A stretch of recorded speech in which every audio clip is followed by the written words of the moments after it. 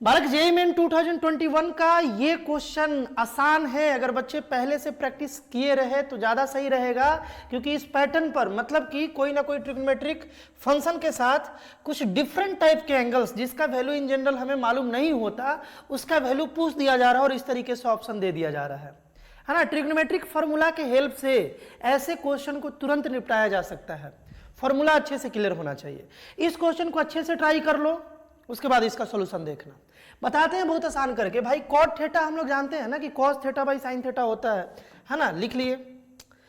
Formula set करने के लिए है ना, फॉर्मूला सेट करने के लिए हम लोग यहां क्या करें कि ऊपर भी 2 cos थीटा और नीचे भी 2 cos थीटा से मल्टीप्लाई कर देते हैं। देखो मल्टीप्लाई कर दिए।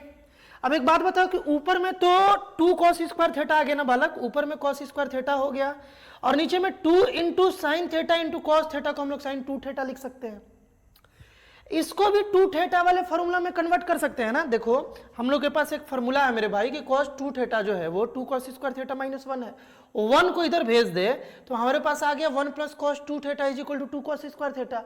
2 cos स्क्वायर थीटा की जगह पर ये वाला बात लिखा जा सकता है, यानी कि हम ऊपर वाले को भी देखो ये 2 cos स्क्वायर थीटा आया था, इसको भी हम चेंज करके यहाँ क्या लिख सकते हैं मेरे भाई, लिख सकते हैं 1 प्लस cos 2 थीटा। कोई दिक्कत? और ऐसा लिखते ही क्वेश्चन आसान हो गया। कैसे आसान हुआ बता रहे हैं। ये एक इक्वेशन है, थीटा के जगह पर जो हमें वैल्यू निकालना है डेट इज पाई बाई 24, इधर भी पुट कर लिए मेरे भाई और हम इसी एंगल को इधर भी पुट कर लिए। कहां पर? थीटा के जगह पर, है ना। कितना पुट कर ले? 2 into pi by 24, pi by 24 और यहां भी पाई बाई 24। अब ये 2 से जब ये कैंसिल हुआ, समझ में आ रहा होगा क्यों उसी फॉर्मूला में चेंज किए थे। जब ये 2 से कैंसिल हुआ मेरे भाई तो यहाँ 12 आ गया, ये भी 2 से कैंसिल हुआ तो 12 आ गया। यानी कि ओवरऑल देखा जाए तो साइन पाई बाई 12 यहाँ बना और यहाँ पर कॉस पाई बाई 12 बना, है ना। कॉस पाई बाई 12 और यहाँ sine pi by 12, pi by 12। और पाई बाई 12 क्या होता है मेरे भाई? 180 बाई 12। पाई मतलब 180, 15 डिग्री होता है।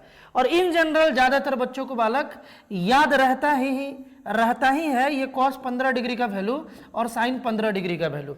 इसे हम लोग बहुत ही आसानी से निकाल भी सकते हैं फॉर्मूला से। Sine 45 minus 15, sine 45 cos 45 minus 15 से निकाल सकते हैं, लेकिन याद रखोगे ज्यादा सही रहेगा, है ना। बहुत सारे क्वेश्चन में मदद करता है, इसे निकालने में थोड़ा टाइम लग जाएगा। देखो जैसे साइन 15 का वैल्यू निकालोगे तो √3 माइनस 1 बाई 2√2 आ जाएगा और उसी तरीके से cos 15 का निकालोगे तो √3 प्लस 1 बाई 2√2 आ जाएगा।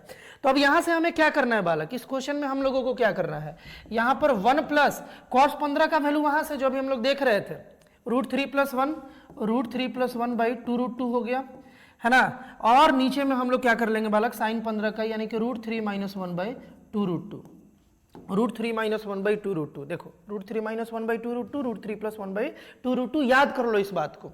और बस इसे जब हम लोग अब कैलकुलेट करेंगे आसानी से हम लोग आंसर तक पहुंच जाएंगे। आंसर अपना ऑप्शन नंबर डी आएगा। वैसे हम कैलकुलेट कर दिए हैं, जिन बच्चों को दिक्कत होगा यहां से देख लोगे, है ना। 1 प्लस cos 15 साइन 15 और cos 15 और साइन 15 का वैल्यू रखकर इस तरीके से सिंप्लीफाई करते करते करते हम लोग यहां तक पहुंचेंगे, यानी कि मेरे भाई ऑप्शन नंबर डी तक पहुंचेंगे। √3 √2 √3 √6 और 2 ही इस क्वेश्चन का राइट आंसर था। इस पैटर्न पर जो भी क्वेश्चन बनेगा बिल्कुल इसी तरीके से कुछ सोचो, फॉर्मूला लगाओ, है ना। और कुछ वैल्यूज तुम्हें याद होने ही चाहिए, उन्हें याद रखो, उसका अप्लाई करो और आसानी से क्वेश्चन तक रीच कर जाओ। मिलते हैं बालक हम लोग नेक्स्ट क्वेश्चन में।